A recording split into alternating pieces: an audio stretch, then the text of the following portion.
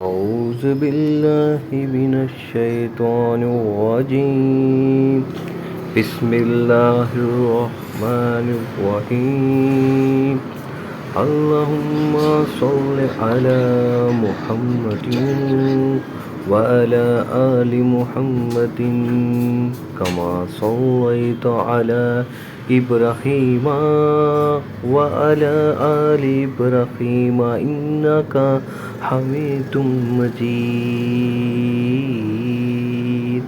اللهم بارك على محمد وعلى آل محمد كما باركت على إبراهيم وعلى آل إبراهيم إنك حميد مجيد. أعوذ بالله من الشيطان الرجيم. بسم الله الرحمن الرحيم. ألم تر إلى الذين أوتوا نصيبا من الكتاب يؤمنون بالجبت والطاغوت ويقولون للذين كفروا هؤلاء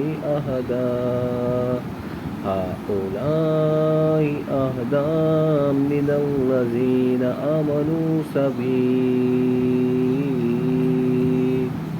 کیا آپ نے نہیں دیکھا جنہیں کتاب کا کچھ حصہ ملا ہے جو بت کا اور باطل معبود کا اعتقاد رکھتے ہیں اور کافروں کے حق میں کہتے ہیں کہ یہ لوگ ایمان والوں سے زیادہ راہ راست پر ہیں.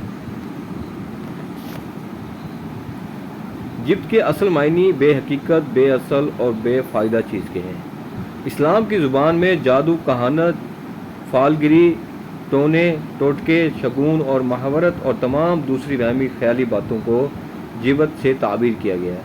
چنانچہ حدیث میں آیا ہے، یعنی جانوروں کی آوازوں سے فال نکالنا، زمین پر جانوروں کے نشانات، قدم سے شگون نکالنا اور فال گیری کے دوسرے طریقے سب جبت کے قبیل سے ہیں. بس جبت کا مفہوم وہی ہے جسے ہم اردو زبان میں اوہام کہتے ہیں.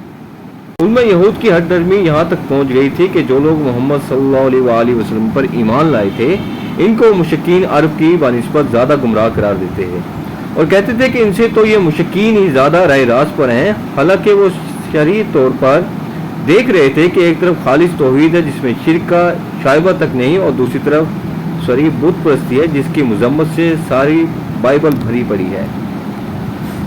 آیات بول جا. أولئك الذين لعنهم الله ومن يلعن الله فلن تجد له نصيرا. یہی وہ لوگ ہیں جنہیں اللہ تعالیٰ نے لعنت کی ہے اور جسے اللہ تعالیٰ لعنت کر دے تو اس کا کوئی مددگار نہ پائے گا. آیات 53. أم لهم نصيب من الملك فإذا لا يؤتون الناس نكير. کیا ان کا کوئی حصہ سلطنت میں ہے؟ اگر ایسا ہو تو پھر یہ کسی کو ایک کھجور کی گٹھلی کے شغاف کے برابر بھی کچھ حصہ نہ دیں گے. یعنی کیا خدا کی حکومت کا کوئی حصہ ان کے قبضے میں ہے؟ کیا یہ فیصلہ کرنے چلے آئے ہیں کہ کون برسر ہدایت ہے اور کوئی نہیں ہے؟ اگر ایسا ہوتا تو ان کے ہاتھوں دوسروں کو ایک چھوٹی کوڑی بھی نصیب نہ ہوتی، کیونکہ ان کے دل تو اتنے چھوٹے ہیں کہ ان سے حق کا اعتراف تک نہیں ہو سکتا. دوسرا مطلب یہ بھی ہو سکتا ہے کہ کیا ان کے پاس کسی ملک کی حکومت ہے کہ اس میں دوسرے لوگ حصہ بٹانا چاہتے ہیں اور یہ انہیں اس میں سے کچھ نہیں دینا چاہتے. یہاں تو محض اعتراف حق کا سوال درپیش ہے اور اس میں بھی یہ بخل سے کام لے رہے ہیں. آیات 53. أم لهم نصيب من الملك فإذا ليؤتون الناس نقير. آیات 54. أم يحسدون الناس على ما آتاهم الله من فضله وقد آتينا آل إبراهيم الكتاب والحكمة وآتيناهم ملكا عظيما. یا یہ لوگوں سے حسد کرتے ہیں اس پر جو اللہ تعالیٰ نے اپنے فضل سے انہیں دیا ہے، بس ہم نے تو آل ابراہیم کو کتاب اور حکمت بھی دی ہے اور بڑی سلطنت بھی عطا فرمائی ہے.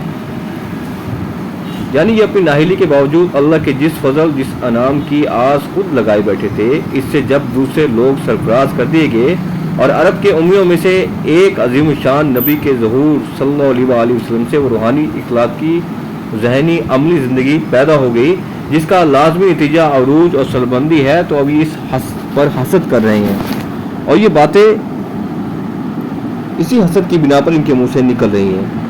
ملک عظیم سے مراد دنیا کی امامت، رہنمائی، اقوام عالم پر قائدانہ اقتدار ہے جو کتاب اللہ کا علم پانے اور اس علم اور حکمت کے مطابق عمل کرنے سے لازماً حاصل ہوتا ہے. آیات 55. فَمِنْهُمْ مَنْ آمَنَ بِهِ وَمِنْهُمْ مَنْ صَدَّ عَنْهُ وَكَفَى بِجَهَنَّمَ سَعِيرًا. پھر ان میں سے بعض نے تو اس کتاب کو مانا اور بعض اس سے رک گئے اور جہنم کا جلانا کافی ہے. یاد رہے کہ یہاں جواب بنی اسرائیل کی حاسدانہ باتوں کا دیا جا رہا ہے. اس جواب کا مطلب یہ ہے کہ تم لوگ آخر جلتے کس بات پر ہو؟ تم بھی ابراہیم کی اولاد ہو، یہ بنی اسماعیل بھی ابراہیم کی اولاد ہیں. ابراہیم سے دنیا کی امامت کا جو وعدہ ہم نے کیا تھا وہ آل ابراہیم میں سے صرف ان لوگوں کو لیے تھا جو ہماری بھیجی ہوئی کتاب اور حکمت کی پیروی کریں. یہ کتاب اور حکمت پہلے ہم نے تمہارے پاس بھیجی تھی مگر تمہاری اپنی نالائکی تھی، تم اس سے منہ موڑ گئے. اب وہی چیز ہم نے بنی اسماعیل کو دی ہے اور یہ ان کی خوش نصیبی ہے کہ وہ اس پر ایمان لے آئے ہیں. آیات 56. إن الذين كفروا بآياتنا سوف نصليهم نار كلما نضجت جلودهم بدلناهم جلودا غيرها ليذوقوا العذاب إن الله كان عزيزا حكيما. كلما نضجت جلودهم بدلناهم جلودا غيرها ليذوقوا العذاب إن الله كان عزيزا حكيما. اور جن لوگوں نے ہماری آیتوں سے کفر کیا انہیں ہم یقیناً آگ میں ڈال دیں گے. جب ان کی کھالیں پک جائیں گی ہم ان کے سوا اور کھالیں بدل دیں گے تاکہ وہ عذاب چکھتے رہیں. یقیناً اللہ تعالی غالب حکمت والا ہے. آیات 57. والذين آمنوا وعملوا الصالحات سندخلهم جنات تجري من تحتها الأنهار خالدين فيها أبدا لهم فيها أزواج مطهرة وندخلهم ظلا ظليلا. اور جو لوگ ایمان لائے اور شائستہ اعمال کے ہم عن قریب انہیں ان جنتوں میں لے جائیں گے جن کے نیچے نہریں بہہ رہی ہیں، جن میں وہ ہمیشہ ہمیشہ رہیں گے. ان کے لیے وہاں صاف ستھری بیویاں ہوں گی اور ہم انہیں گھنی چھاؤں اور پوری راحت میں لے جائیں گے. آیات 58.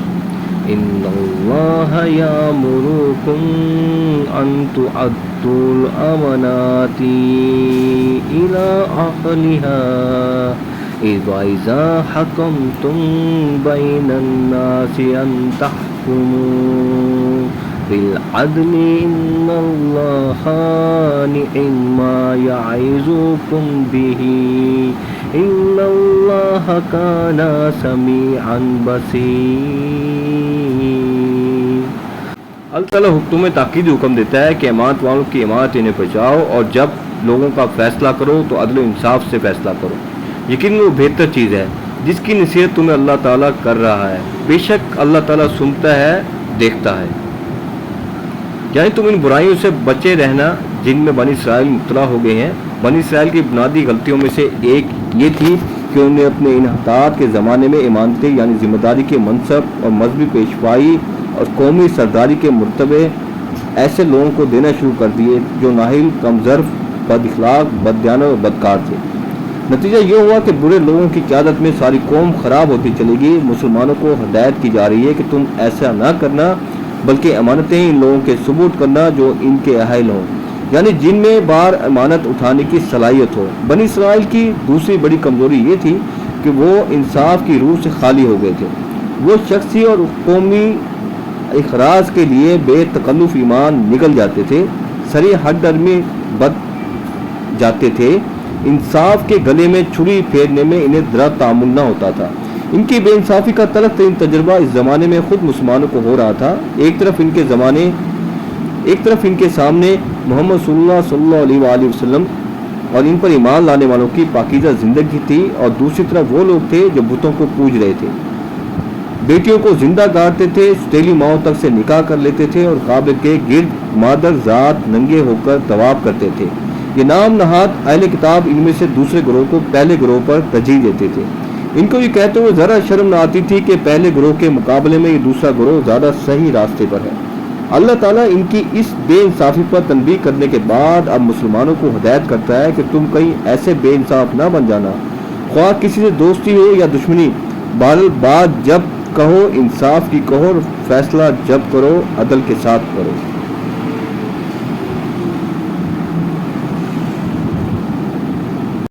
آیات 58۔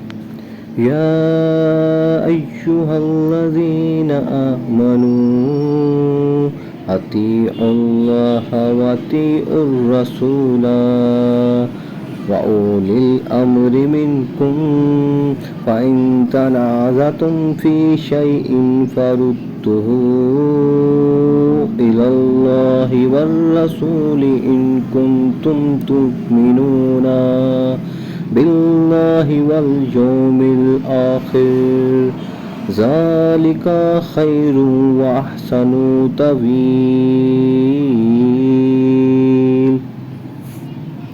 اے ایمان والو، فرمانبرداری کرو اللہ تعالیٰ کی اور فرمانبرداری کرو رسول صلی اللہ علیہ وآلہ وسلم کی اور تم میں سے اختیار والوں کی۔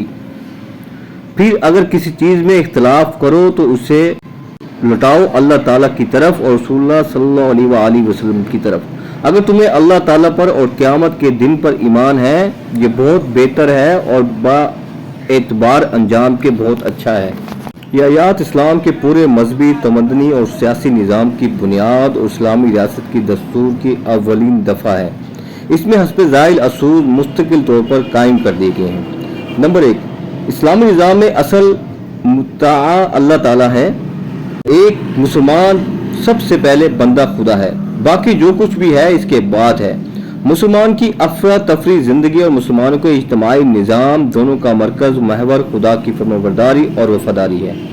دوسری اطاعتیں اور وفاداریاں صرف اس صورت میں قبول کی جائیں گی کہ وہ خدا کی اطاعت و وفاداری کے متقابل نہ ہوں بلکہ اس کے تحت اس کے تابع ہوں، ورنہ ہر وہ حلقہ اطاعت توڑ کر پھینک دیا جائے گا جو اس اصلی بنیادی اطاعت کا حریف ہو۔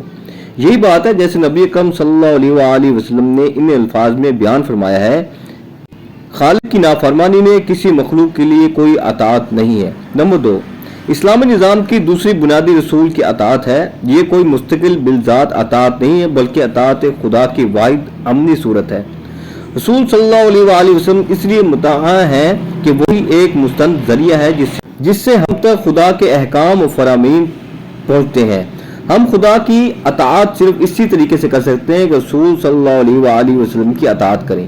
کوئی اطاعت خدا اور رسول کی سنت صلی اللہ علیہ وآلہ وسلم کی سنت کے بغیر معتبر نہیں ہے، اور رسول صلی اللہ علیہ وآلہ وسلم کی پیروی سے منہ موڑنا خدا کے خلاف بغاوت ہے۔ اسی مضمون کو یہ حدیث واضح کرتی ہے کہ جس نے میری اطاعت کی اس نے خدا کی اطاعت کی، اور جس نے میری نافرمانی کی اس نے خدا کی نافرمانی کی۔ اور یہی بات خود قرآن میں پوری وضاحت کے ساتھ آگے آ رہی ہے، اور اس سے پہلے یہی آیات سورۃ آل عمران میں بھی آ چکی ہے۔ اس آیات کی اہمیت اس بات سے لگا سکتے ہیں، اب آگے جو سورۃ مائدہ آئے گی اس میں بھی یہ آیات آئے گی، اور یہی بات خود قرآن میں پوری وضاحت کے ساتھ آگے آ رہی ہے۔ نمبر 3، مذکورہ بلا دونوں اطاعتوں کے بعد اور ان کے ماتحت تیسری اطاعت جو اسلامی نظام میں مسلمانوں پر واجب ہے وہ ان اول الامر کی اطاعت ہے جو خود مسلمانوں میں سے ہو۔ اول الامر کے مفہوم میں وہ سب لوگ شامل ہیں جو مسلمانوں کے اجتماعی معاملات کے سربراہ کار ہوں، خواہ وہ ذہنی فکری رہنمائی کرنے والے علماء ہوں یا سیاسی رہنمائی کرنے والے لیڈر، یا ملکی انتظام کرنے والے حکام، یا عدالتی فیصلے کرنے والے جج، یا تمدنی اور معاشرتی امور میں قبیلوں اور بستیوں اور محلوں کی سربراہی کرنے والے شیوخ اور سردار۔ غرض جو جس حیثیت سے بھی مسلمان کا صاحب امر ہے وہ اطاعت کا مستحق ہے، اور اس سے نزاع کر کے مسلمانوں کی اجتماعی زندگی میں خلل ڈالنا درست نہیں ہے، بشرطے کہ وہ خود مسلمانوں کے گروہ میں سے ہو، خدا اور رسول صلی اللہ علیہ وآلہ وسلم کا مطیع ہو۔ یہ دونوں شرطیں اس اطاعت کے لیے لازمی شرطیں ہیں، اور یہ نہ صرف آیات مذکور صدر میں صاف طور پر درج ہیں بلکہ حدیث میں نبی اکرم صلی اللہ علیہ وآلہ وسلم نے ان کو پوری شرح و بساطت کے ساتھ بیان فرما دیا ہے۔ مثلا جب حسب ذائل حدیث ملاحظہ ہو، مسلمانوں کو لازم ہے کہ اپنی امر کی بات سنے اور مانے، خواہ اسے پسند ہو یا نہ پسند ہو، توقتیہ اسے معاشیت کا حکم نہ دیا جائے، اور جب اسے معاشیت کا حکم دیا جائے تو پھر اسے نہ کچھ سننا چاہیے نہ ماننا چاہیے۔ خدا اور رسول صلی اللہ علیہ وآلہ وسلم نافرمانی میں کوئی اطاعت نہیں ہے، اطاعت جو کچھ بھی ہے معروف میں ہے۔ رسول اکرم صلی اللہ علیہ وآلہ وسلم فرمایا، تم میں پر ایسے لوگ بھی حکومت کریں گے جن کی بعض باتوں کو تم معروف پاؤ گے اور بعض کو منکر، تو جس نے ان کے منکرات پر اظہار ناراضی کیا وہ بر ذمہ ہوا، اور جس نے ان کو ناپسند کیا وہ بھی بچ گیا، مگر جو ان پر راضی ہوا اور پیروی کرنے لگا وہ ماخوذ ہوگا۔ صحابہ رضی اللہ عنہ نے پوچھا، پھر جب ایسے احکام کا دور آئے تو کیا ہم ان سے جنگ نہ کریں؟ آپ صلی اللہ علیہ وسلم فرمایا، نہیں، جب تک کہ وہ نماز پڑھتے رہیں، یعنی ترک نماز وہ علامت ہوگی جس سے صریح طور پر معلوم ہو جائے گا کہ وہ اطاعت خدا رسول سے باہر ہو گئے ہیں، اور پھر ان کے خلاف جد و جہد کرنا درست ہوگا۔ حضور اکرم صلی اللہ علیہ وآلہ وسلم نے فرمایا، تمہارے بدترین سردار وہ ہیں جو تمہارے لیے مبغوض ہوں اور تم ان کے لیے مبغوض ہو، تم ان پر لعنت کرو اور وہ تم پر لعنت کریں۔ صحابہ کرام عرض کی، یا رسول اللہ صلی اللہ علیہ وآلہ وسلم، جب یہ صورت ہو تو کیا ہم ان کے مقابلے پر نہ اٹھیں؟ نہیں، جب تک وہ تمہارے درمیان نماز قائم کرتا رہے۔ اس حدیث میں اوپر والی شرط کو اور واضح کر دیا گیا ہے، اور اوپر کی حدیث سے گمان ہو سکتا تھا کہ اگر وہ اپنی انفرادی زندگی میں نماز کے پابند ہوں تو ان کے خلاف بغاوت نہیں کی جا سکتی، لیکن یہ حدیث بتاتی ہے کہ نماز پڑھنے سے مراد دراصل مسلمانوں کی اجتماعی زندگی میں نماز کا نظام قائم کرنا ہے، یعنی صرف یہی کافی نہیں ہے کہ وہ خود پابند نماز ہوں، بلکہ ساتھ ہی یہ بھی ضروری ہے کہ ان کے متحد جو نظام حکومت چل رہا ہو وہ کم سے کم اقامت صلاۃ کا انتظام کرے۔ یہ اس بات کی علامت ہوگی کہ ان کی حکومت اپنی اصولی نوعیت کے اعتبار سے ایک اسلامی حکومت ہے، ورنہ اگر یہ بھی نہ ہو تو پھر اس کے معنی یہ ہوں گے کہ وہ حکومت اسلام سے منحرف ہو چکی ہے اور اسے الٹ پھینکنے کی صحیح مسلمانوں کے لیے جائز ہو جائے گی۔ اسی بات کو ایک اور روایت میں اس طرح بیان کی گیا کہ نبی اکرم صلی اللہ علیہ وآلہ وسلم نے ہم سے اس امر کا عہد بھی لیا، یعنی یہ کہ ہم اپنے سرداروں اور احکام سے نزاع نہ کریں، اور یہ کہ ہم ان کے کاموں میں کھلا کفر دیکھیں جس کی موجودگی میں ان کے خلاف ہمارے پاس خدا کے حضور پیش کرنے کے لیے دلیل موجود ہو۔ چوتھی بات جو آیات زیر بحث میں ایک مستقل اور قطعی اصول کے طور پر طے کر دی گئی ہے، یہ ہے کہ اسلامی نظام میں خدا کا حکم اور رسول صلی اللہ علیہ وآلہ وسلم کا طریقہ بنیادی قانون اور آخری سنت کی حیثیت رکھتا ہے۔ مسلمانوں کے درمیان یا حکومت اور رعیہ کے درمیان جس مسئلے میں بھی نزاع واقع ہوگی، اس میں فیصلے کے لیے قرآن اور سنت کی طرف رجوع کیا جائے گا، اور جو فیصلہ وہاں سے حاصل ہوگا اس کے سامنے سر تسلیم خم کر دیں گے۔ اس طرح تمام مسائل زندگی میں کتاب اللہ اور سنت رسول اللہ صلی اللہ علیہ وآلہ وسلم کو سند اور مرجع اور حرف آخر تسلیم کرنا اسلامی نظام کی وہ لازمی خصوصیات ہے جو اسے کافرانہ نظام زندگی سے ممیز کرتی ہے۔ جس نظام میں یہ چیز نہ پا جائے گی وہ بالیقین ایک غیر اسلامی نظام ہے۔ اس موقع پر بعض لوگ یہ شبہ پیش کرتے ہیں کہ تمام مسائل زندگی کے فیصلے کے لیے کتاب اللہ، سنت رسول اللہ صلی اللہ علیہ وآلہ وسلم کی طرف کیسے رجوع کیا جا سکتا ہے، جبکہ میونسپلٹی اور ریلوے اور ڈاک خانے کے قواعد، ضوابط اور ایسے بے شمار معاملات و احکام کے سرے سے وہاں موجود ہی نہیں ہیں۔ لیکن در حقیقت یہ شبہ اصول دین کو نہ سمجھنے سے پیدا ہوتا ہے۔ مسلمان کو جو چیز کافر سے ممیز کرتی ہے وہ یہ ہے کہ کافر مطلق آزادی کا مدعی ہے اور مسلمان فی الاصل بندہ ہونے کے بعد صرف اس دائرے میں آزادی کا متمتع ہوتا ہے جو اس کے رب نے اسے دی ہے۔ کافر اپنے سارے معاملات کا فیصلہ خود اپنے بنائے ہوئے اصول اور قوانین اور ضوابط کے مطابق کرتا ہے اور سرے سے کسی خدائی سند کا اپنے آپ کو حاجت مند سمجھتا ہی نہیں۔ اس کے برعکس مسلمان اپنے ہر معاملے میں سب سے پہلے خدا اور اس کے رسول صلی اللہ علیہ وآلہ وسلم کی طرف رجوع کرتا ہے، پھر اگر وہاں سے کوئی حکم ملے تو وہ اس کی پیروی کرتا ہے اور اگر کوئی حکم نہ ملے تو وہ صرف اسی صورت میں آزادی عمل برتتا ہے۔ اور اس کی یہ آزادی عمل اس ہجرت پر منبی ہوتی ہے کہ اس معاملے میں شارع کا کوئی حکم نہ دینا اس کی طرف سے آزادی عمل عطا کیے جانے کی دلیل ہے۔ قرآن جی چونکہ محض کتاب آئین نہیں ہے بلکہ کتاب تعلیم، تلقین، صاف و وعظ اور ارشاد بھی ہے، اس لیے پہلے فقرے میں جو قانون و اصول بیان کی گئے ہیں اب اس دوسرے فقرے میں ان کی حکمت مصلحت سمجھائی جا رہی ہے۔ اس میں دو باتیں ارشاد ہوئی ہیں، ایک یہ کہ مذکورہ بلا چاروں اصولوں کی پیروی کرنا ایمان کا لازمی تقاضا ہے۔ مسلمانوں کا دعویٰ اور ان اصولوں سے انحراف، یہ دونوں چیزیں ایک جگہ جمع نہیں ہو سکتی۔ دوسرا یہ کہ ان اصولوں پر اپنے نظام زندگی کو تعمیر کرنے ہی میں مسلمانوں کی بہتری بھی ہے۔ صرف یہی ایک چیز ان کو دنیا میں صراط مستقیم پر قائم رکھ سکتی ہے اور اسی سے ان کی عاقبت بھی درست ہو سکتی ہے۔ یہ نصیحت ٹھیک اس تقریر کے خاتمے پر ارشاد ہوئی ہے جس میں یہودیوں کی اخلاقی دینی حالت پر تبصرہ کیا جا رہا تھا۔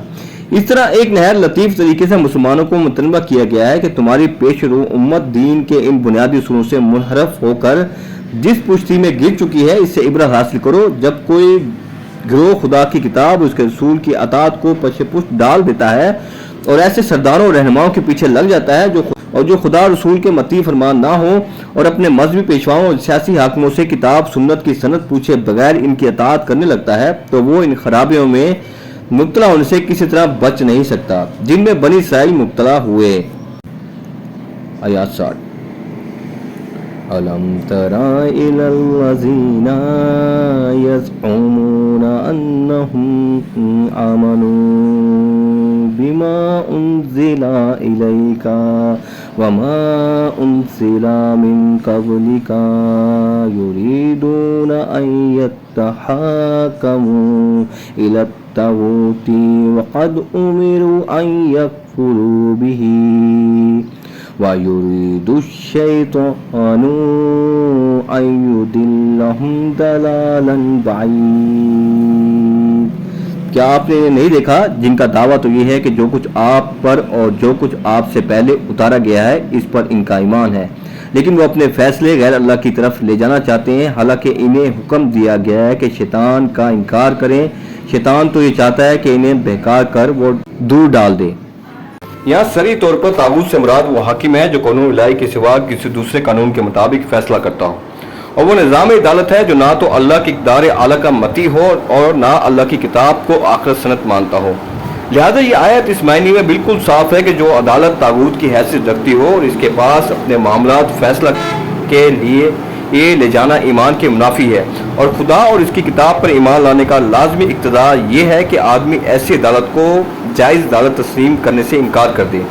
قرآن کی روح سے اللہ پر ایمان اور طاغوت سے کفر دونوں لازم ملزوم ہیں، اور خدا اور طاغوت دونوں کے آگے بے وقت جھکنا عین منافقت ہے۔ جزاک اللہ۔ آخر دعا ہے جو آیات تلاوت اور ترجمہ تفسیر پڑھی ہے اس کے پڑھنے میں جو کوتاہی و معاف فرما دے اسے اپنی بارگاہ الہی میں قبول فرما، اور دعا ہے جو کچھ پڑھا ہے اس کو سمجھنے، اس پر عمل کرنے کی توفیق عطا فرما، اور اللہ تعالیٰ ہم سب کو قرآن شریف کو ترجمے کے ساتھ پڑھنے، سمجھنے، اس پر عمل کرنے اور اسے دوسروں تک پہنچانے کی توفیق عطا فرمائے۔ جزاک اللہ، والسلام۔